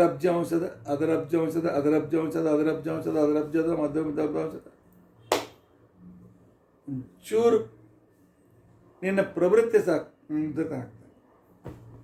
ನಾನು ಉದ್ಧಾರ ಮಾಡಲಿಕ್ಕೆ ನಿನಗೇನು ಕಷ್ಟ ಇಲ್ಲ. ಆದ್ದರಿಂದಾಗಿ ಶ್ರೀ ವೆಂಕಟೇಶ ಮತ್ಸ್ವಾಮಿನ್, ಸ್ವಾಮಿ ನನ್ನ ಸ್ವಾಮಿ ಆಗಿರ್ತಕ್ಕಂಥ ವೆಂಕಟೇಶ ಜ್ಞಾನ ಆನಂದ ದಯಾನಿಧೆ, ಜ್ಞಾನ ಆನಂದ ದಯೆಗಳ ದಯ ನಿಧಿ, ದಯದ ಗಣಿಯಾಗಿರ್ತಕ್ಕಂಥ ನೀನು. ನಾನು ದುಃಖ ಅಂತನ್ನುವ ಸಮುದ್ರದಲ್ಲಿ ಮುಳುಗಿದ್ದೇನೆ. ಮಾಂ ಸ್ವೀಯಂ, ನಿನ್ನವನು ಅಂತಕೊಂಡು ಅಂತೇಳಿ ಉದ್ಧಾರ ಮಾಡೋ ಪರಮಾತ್ಮ. ನಿನ್ನ ಭಕ್ತನೋ ನಾನು, ನಿನ್ನ ಉದ್ಧಾರಕ್ಕೆ ಯೋಗ್ಯನಾಗಿದ್ದೇನೋ ನಾನು.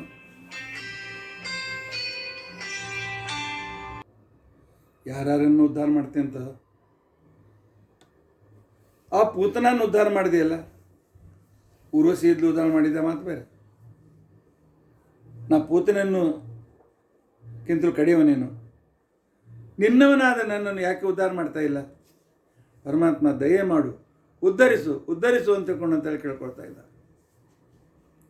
ಶ್ರೀನಿವಾಸ ಕೃಪಾಪೂರ್ಣ, ನನ್ನ ಹತ್ರ ಯಾಕೆ ಬಂದಿಯಪ್ಪ? ಹೌದು, ಕೃಪೆಯಿಂದ ಯುಕ್ತನಾಗಿದ್ದೆ, ನಿನ್ನ ಹತ್ರ ಬಂದೇನೆ. ನೀನು ಕೃಪಾ ಮಾಡಂಗಿಲ್ಲ ಅಂತ ಗೊತ್ತಿದ್ದು ನಿನ್ನ ಹತ್ರ ಬರ್ತಿದ್ದೇನು? ಔಷಧ ಬೇಕಾದರೆ ಡಾಕ್ಟರ್ ಹತ್ರ ಹೋಗ್ತೇವೆ, ಔಷಧಿ ಬೇಕಾದರೆ ಮೆಡಿಕಲ್ ಸ್ಟಾಪ್ಗೆ ಹೋಗ್ತೀವಿ, ಕಿರಾಣ ಸಾಮಾನು ಬೇಕಾಗಿದ್ದರೆ ದಿನಸಿ ಅಂಗಡಿಗೆ ಹೋಗ್ತೀವಿ, ಕೃಪೆ ಬೇಕಾಗಿದ್ರೆ ನನ್ನ ಹತ್ರ ಬರ್ತೀವಿ. ಯಾಕೆ ಬಂದೆ ಅಂತ ಯಾಕೆ ಕೇಳ್ತೇನೆ ಪರಮಾತ್ಮ. ನೀನು ಕೃಪಾಸಾಗರ, ಕೃಪೆಗೋಸ್ಕರ ಬಂದಿದ್ದೇನೆ, ಕೃಪಾ ಮಾಡು. ಅಷ್ಟೇ ಅಲ್ಲ, ಭಕ್ತ ಪೋಷಣ ದೀಕ್ಷಿತ, ನೀನು ದೀಕ್ಷಾ ವ್ರತ ಸ್ವೀಕಾರ ಮಾಡಿದ್ದೆ ಪರಮಾತ್ಮ. ನನ್ನ ಭಕ್ತರನ್ನು ನಾನು ಉದ್ಧಾರ ಮಾಡಿ ಪೋಷಣೆ ಮಾಡ್ತೇನೆ. ವ್ರತಾಚಾರ ಮಾಡಿಯಲ್ಲ, ಪೂರ್ಣ ಮಾಡಕ. ವ್ರತ ಮಧ್ಯದಲ್ಲಿ ಬಿಡಬಾರ್ದು. ಗೊತ್ತದಲ್ಲ,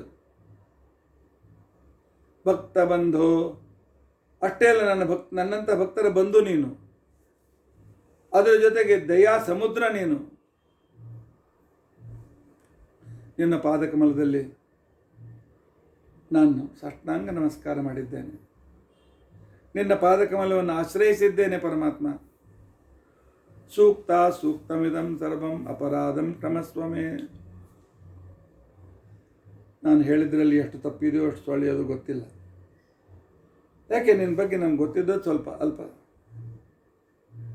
ಅಥವಾ ನಾನು ಮಾಡಿದ್ರಲ್ಲಿ ಎಷ್ಟು ತಪ್ಪಿದೆಯೋ ಒಪ್ಪಿದೆಯೋ ಯಾರಿಗೂ ಗೊತ್ತು. ಅದೆಲ್ಲ ನೋಡಬೇಡ, ಮರೆತುಬಿಡು. ವರಂ ವರಂಚ ವರಯೇ ಭಕ್ತಿಂ ತತ್ಪಾದಯೋ ಸ್ಮೃತಂ. ಹೋಗ್ಲಪ್ಪ, ಎಷ್ಟು ಬೇಡ್ಲಿಕ್ಕೆ ಬಂದಿದೆ? ಸ್ವರ್ಗ ಬೇಕಂತೀಯ, ಮೋಕ್ಷ ಬೇಕಂತೀಯ, ಬಂಗಾರದ ನಗರ ಬೇಕಂತೀಯ, ಅರಮನೆ ಬೇಕು ಅಂತಂತೀಯ? ಪರಮಾತ್ಮ ಅವೆಲ್ಲ ಬೇಡ್ಲಿಕ್ಕೆ ಬಂದಿಲ್ಲ. ನಿನ್ನ ಖಜಾನೆಯಿಂದ ಒಂದು ಪೈಸಾ ಬೇಡ್ಲಿಕ್ಕೆ ಬಂದಿಲ್ಲ ನಾನು. ಶ್ರೇಷ್ಠವಾದ ವರ ಕೇಳ್ತೇನೆ. ಅದ್ಯಾವುದು ಗೊತ್ತೇನು? ಭಕ್ತಿಂ ತ್ವತ್ಪಾದಯೋ ಸ್ಮೃತಿಂ. ನಿನ್ನಲ್ಲಿ ಭಕ್ತಿ, ನಿನ್ನ ಪಾದಗಳ ಸತತ ಸ್ಮರಣೆ, ಇದನ್ನೇ ಕೇಳಲಿಕ್ಕೆ ನಾನು ಬಂದಿದ್ದೇನೆ. ಇದನ್ನು ಕೊಡ್ಲಿಕ್ಕೆ ನಾನು ಒಂದು ಪೈಸಾ ಖರ್ಚಾಗಂಗಿಲ್ಲ ಪರಮಾತ್ಮ. ಸದಾ ನಾಮಾರ್ಥ ವಿಜ್ಞಾನಂ. ಇದ್ರ ಜೊತೆಲಿ ಭಕ್ತಿ, ನಿನ್ನ ಪಾದದಲ್ಲಿ ಸ್ಮೃತಿ, ನಿನ್ನ ನಾಮಗಳಾದ ವೇದಶಾಸ್ತ್ರಗಳ ಅರ್ಥ ನನಗಾಗಬೇಕು, ಅವುಗಳ ಜ್ಞಾನ ಆಗಬೇಕು. ಈ ಮೂರನ್ನು ಕೊಡು, ಬೇರೆ ಏನು ಬೇಕಾಗಿಲ್ಲ. ಜ್ಞಾನ, ಭಕ್ತಿ, ಹರೇ ತೃಪ್ತಿ, ಇದನ್ನೇ ಪರಮಾತ್ಮ ಕೇಳುವಂಥದ್ದು. ಅದನ್ನೇ ನೀವು ಕೇಳ್ತಾ ಇದ್ದಾರೆ. ನಿನ್ನಲ್ಲಿ ಭಕ್ತಿ, ನಿನ್ನ ಪಾದಗಳಲ್ಲಿ ಸ್ಮೃತಿ, ಆನಂತರ ಶಾಸ್ತ್ರಗಳ ಜ್ಞಾನ, ಇವುಗಳನ್ನು ಕೊಟ್ಟು ನನ್ನನ್ನು ಉದ್ಧರಿಸು ಪರಮಾತ್ಮ. ಭಗವಂತ ಶ್ರೀ ಸ್ವಾಮಿ ತೀರ್ಥ ದುಗ್ಧಾಬ್ಧೌ. ಏಯ್ ದೇವಶರ್ಮ, ನಾ ಎಲ್ಲಿರ್ತೀನಿ ಗೊತ್ತದಲ್ಲ? ನಾನಿರೋ ಕ್ಷೀರ ಸಮುದ್ರ ಅಲ್ವಾ?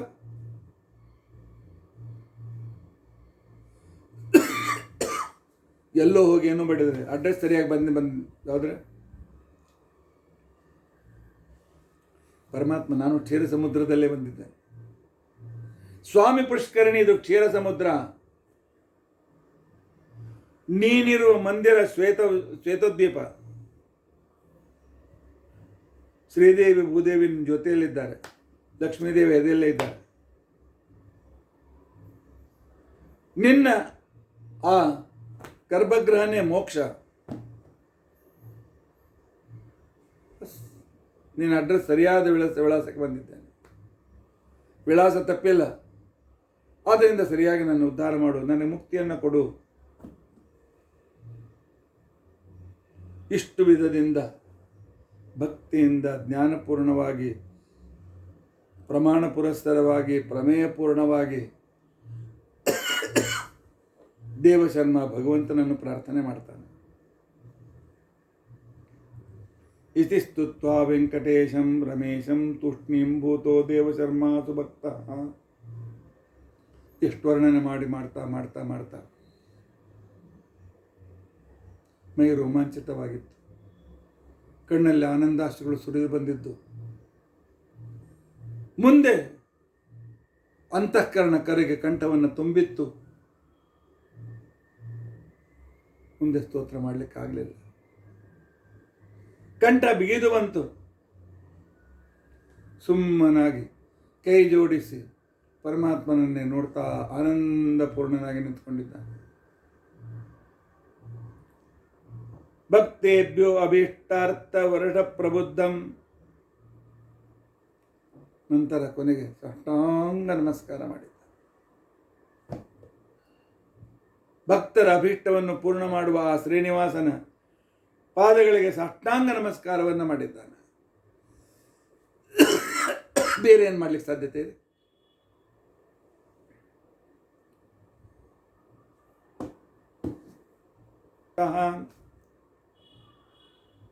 ಭಕ್ತನ ಅರ್ಥಪೂರ್ಣವಾದ ವೇದಶಾಸ್ತ್ರಗಳ ರಹಸ್ಯದಿಂದ ಕೂಡಿದ ಜ್ಞಾನಿಗಳಿಂದ ಶ್ರವಣ ಮಾಡಿದ ಅನುಭವದಿಂದ ಕೂಡಿದ ಅತಿ ಸತ್ಯವಾದ ಈ ದೇವಶರ್ಮನ ಸ್ತೋತ್ರದಿಂದ ಸಂತುಷ್ಟನಾಗಿರ್ತಕ್ಕಂಥ ಪರಮಾತ್ಮ ಪ್ರತಿಮೆ, ಆ ವೆಂಕಟೇಶ್ವರ ಪ್ರತಿಮೆ ಅಲ್ಲ, ನಮಗೆ ಪ್ರತಿಮೆ ಅಂತ ಕಾಣ್ತದೆ. ಅವನಿಗೆ ಜೀವಂತವಾಗಿ ದರ್ಶನವನ್ನು ಕೊಟ್ಟು ಗಂಭೀರವಾದ ಮೋಡದ ಧ್ವನಿಯಂತೆ ವಾಚ ವರದಾನಮಥಾಬ್ರವೀತ್, ಗಂಭೀರವಾದ ಮಾತಿನಿಂದ ನಿನಗೇನು ವರ ಕೊಟ್ಟಿದ್ದೇನೆ ಅಂತೇಳಿ ಪರಮಾತ್ಮ ಹೇಳ್ತಾ ಇದ್ದಾನೆ. ಅದು ದೇವಶರ್ಮನಿಗೆ ಅಷ್ಟೇ, ನಮಗೂ ಕೂಡ. ಶ್ರೀ ಭಗವಾನ್ ಉವಾಚ, ಪರಮಾತ್ಮ ಹೇಳ್ತಾನೆ, ಪ್ರೀತೋಹಂ ತೇ ದ್ವಿಜಶ್ರೇಷ್ಠ ಮಧುಪಾಸನ ಕರ್ಮಣ. ಎಲೆ ಶ್ರೇಷ್ಠ ಬ್ರಾಹ್ಮಣ, ನನ್ನ ಉಪಾಸನೆಯನ್ನು ಮಾಡಿದೆಯಲ್ಲ, ನನ್ನನ್ನು ಕುರಿತು ತಿಳಿದುಕೊಂಡು ಆ ಅನುಭವಗಳನ್ನು, ಆ ವಿಶೇಷಣಗಳನ್ನು ನೀನು ಹೇಳಿದ್ಯಲ್ಲ, ಮಹದ ಐಶ್ವರ್ಯ ಸಂಸಿದ್ಧಿ ಕಾರಣಂ ಸ್ತೋತ್ರಮುತ್ತಮಂ. ನೀನು ಮಾಡಿದ ಸ್ತೋತ್ರ ಅದ್ಭುತವಾದ ಲೌಕಿಕ ಪಾರಲೌಕಿಕ ಐಶ್ವರ್ಯವನ್ನು, ಆ ಸಂಪತ್ತಿಯನ್ನು ಕೊಡಲಿಕ್ಕೆ ಸಮರ್ಥವಾಗಿರ್ತಕ್ಕಂಥ ಸ್ತೋತ್ರ, ನೀನು ಮಾಡಿದ ಸ್ತೋತ್ರ. ದೇವರದೇ ಸರ್ಟಿಫಿಕೇಟ್ ಇದೆ. ಅದಕ್ಕೋಸ್ಕರ ಆದಿತ್ಯ ಪುರಾಣೋಕ್ತ ವೆಂಕಟೇಶ್ ಮಹಾತ್ಮ ಪಾರಾಯಣ ಮಾಡ್ತಾ ಇದೆ. ಕೃತವಾನಸಿ ಯಸ್ಮಾತ್ವಂ, ಅತ್ಯಂತ ಶ್ರೇಷ್ಠವಾದ ಸ್ತೋತ್ರವನ್ನು ಮಾಡಿದ್ದೇ ದೇವಶರ್ಮ, ಭಯಪಡುವ ಕಾರಣವಿಲ್ಲ. ಅದರಲ್ಲಿಯೂ ಕೂಡ ನೀನು ಯಾರ ಶಿಷ್ಯ?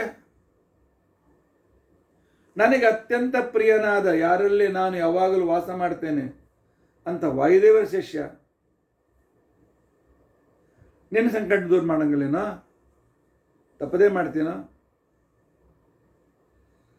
ಮತ್ಪ್ರಿಯ ಪ್ರಾಣ ಶಿಷ್ಯ ಗುರುಪಾದಾವಲಂಬಿನಃ ವಿಪನ್ನಾಶಃ, ನಿಂದೆಲ್ಲ ಸಂಕಟಗಳು ದೂರವಾಗುತ್ತವೆ. ಸಂಪದಾಪ್ತಿ, ಸಂಪತ್ತು ಸಿಗ್ತದೆ. ಭೂಯಾತ್ತೇ ಮದನುಗ್ರಹ, ನನ್ನ ಅನುಗ್ರಹದಿಂದ ಎಲ್ಲ ಇಚ್ಛೆಗಳು ಪೂರ್ತಿಯಾಗಲಿ. ಮಮ ಭಕ್ತಸ್ಯ ತೇ ಗೇಹೇ, ನನ್ನ ಭಕ್ತನ ಮನೆಯಲ್ಲಿ ದಿನಾಲು ಸುವರ್ಣ ವೃಷ್ಟಿಯಾಗಲಿ.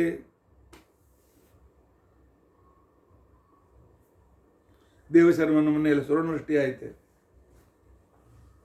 ಲೌಕಿಕವಾಗಿ ಆಗಿರಲೂಬಹುದು, ಆದರೆ ಸುವರ್ಣ ವೃಷ್ಟಿ ಅಂತ ತಿಳ್ಕೊಂಡಂತಂದರೆ ವೇದ ಜ್ಞಾನ, ಶಾಸ್ತ್ರಗಳ ಜ್ಞಾನ ಅವನಿಗೆ ಪೂರ್ತಿಯಾಗಿ ಆಗಿದೆ. ಅಯುತಾಯುಶ್ಚತೆ ದತ್ತಂ, 10,000 ವರ್ಷ ಭೂಮಿ ಮೇಲೆ ಜೀವಿತ ಇರ್ತೀಯ ನೀನು. ನಿನ್ನ ಹೆಂಡತಿ ಮಕ್ಕಳಿಂದ ಒಳ್ಳೆಯ ಸಂಪತ್ತಿಯಿಂದ ಯುಕ್ತರಾಗಿರ್ತೀವಿ. ನಿನ್ನ ಮಕ್ಕಳು ಕೂಡ ಸಾವಿರಾರು ವರ್ಷ ಬಾಳ್ತಾರೆ. ನನಗೆ 10,000 ವರ್ಷ, ನನ್ನ ಮಕ್ಕಳಿಗೆ 20-30 ಮೊಮ್ಮಕ್ಕಳಿಗೆ ಅದಂತ ಕೊಟ್ಟರೆ ಏನು ಹೋಗ? ನೀನು ಇರುವರೆಗೂ ನಿನ್ನ ಜೊತೆಯಲ್ಲಿರ್ತಾರೆ.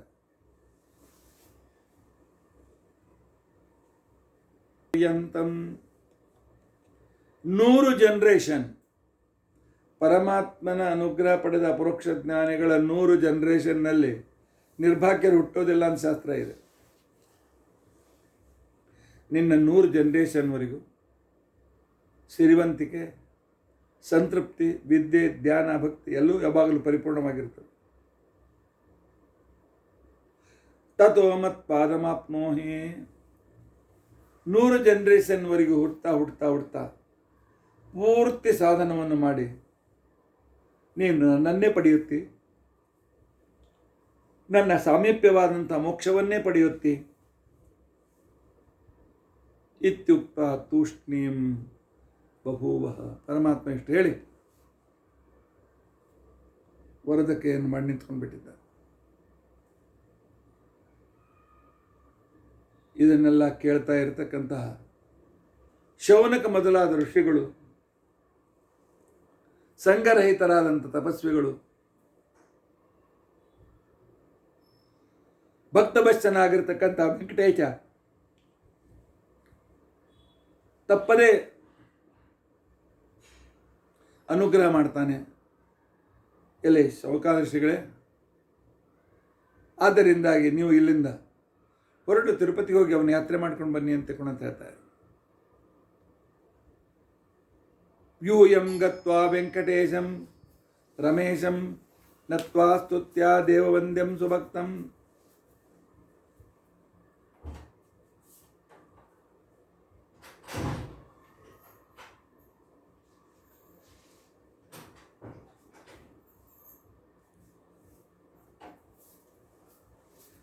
ಭಕ್ತೇಭ್ಯೋ ಅಭೀಷ್ಟಾರ್ಥಂ ವರುಣ ಪ್ರಬುದ್ಧಂ ಸಂಪ್ರೀಣಯದ್ವಂ ತೇನ ಓಭೀಷ್ಟ ಸಿದ್ಧಿ.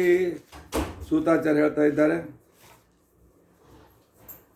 ನೀವು ಕೂಡ ತಿರುಪತಿಗೆ ಹೋಗಿ ಆ ತಿರುಪತಿ ವೆಂಕಟೇಶನನ್ನು ಸ್ತೋತ್ರ ಮಾಡಿ, ನಿಮ್ಮ ಅಭೀಷ್ಟಾರ್ಥಗಳು ಪರಿಪೂರ್ಣವಾಗ್ತವೆ. ನಿಮ್ಮ ಮೇಲೆ ಪರಮಾತ್ಮ ಸಂತುಷ್ಟನಾಗ್ತಾನೆ. ಪರಮಾತ್ಮನ ಪರಮಾನುಗ್ರಹ ತಪ್ಪದೆ ಪಡೆಯುತ್ತೀರಿ. ಆದರೆ ತಪ್ಪದೆ ವೆಂಕಟಗಿರಿಗೆ ಹೋಗಿ ಅಂತ ಅಂತ ಇದ್ದಾರೆ. ಶ್ರೀ ವೆಂಕಟೇಶಸ್ಯ ಕಥಾಮೃತಾಮೃತಂ. ಪರಮಾತ್ಮನ ಮಹಿಮೆಯ ಅಮೃತ ಇದು. ಆದಿತ್ಯ ಪುರಾಣೋಕ್ತ ವೆಂಕಟೇಶ ಮಹಾತ್ಮ್ಯ. ಮಹಾತ್ಮ್ಯ ಸಾರಂ, ಸಕಲ ಮಹಾತ್ಮ್ಯ ಸಂಕ್ಷಿಪ್ತ ರೂಪ ಇದು. ಭಗವಂತನ ಜಿಜ್ಞಾಸುಗಳಿಗೆ ನಿಶ್ಚಿತವಾಗಿಯೂ ತಿಳಿತಾರೆ.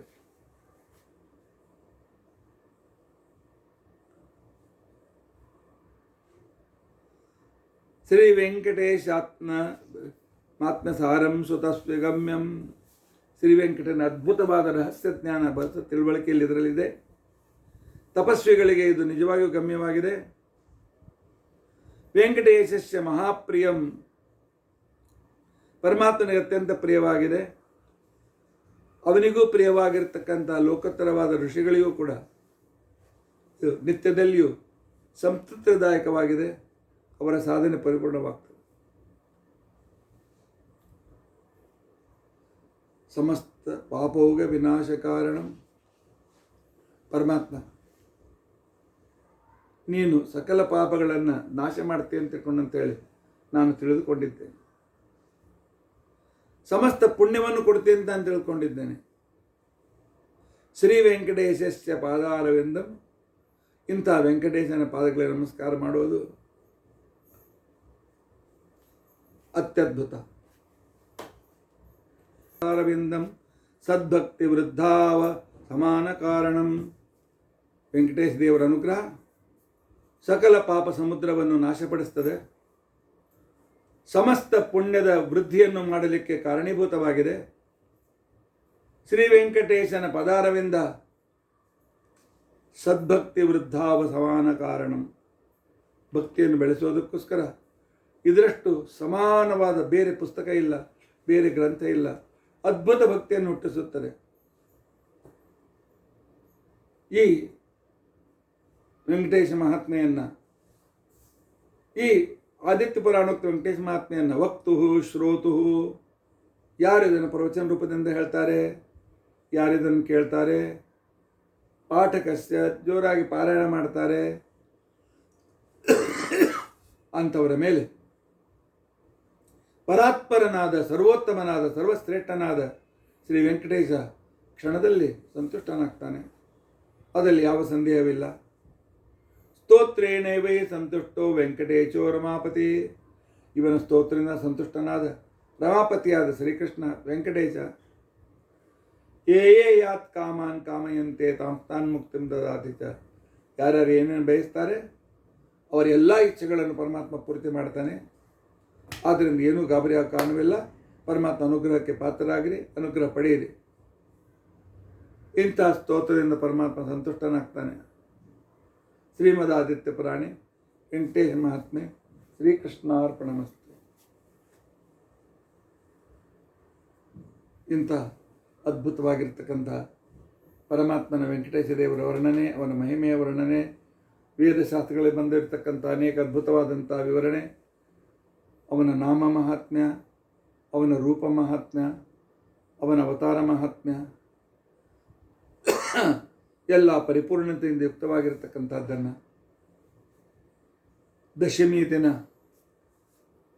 ವೆಂಕಟೇಶ ದೇವರ